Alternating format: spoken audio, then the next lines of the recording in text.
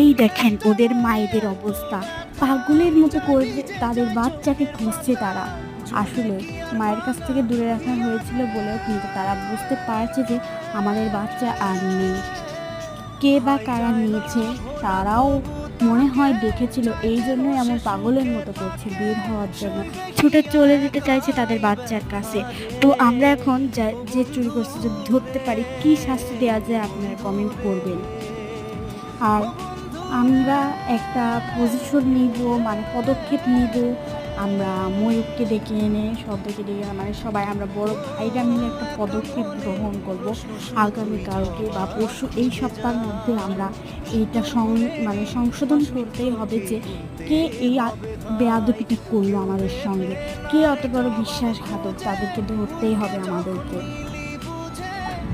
দোয়া করবেন পাখিটার জন্য, কোথায় আছে জানি না।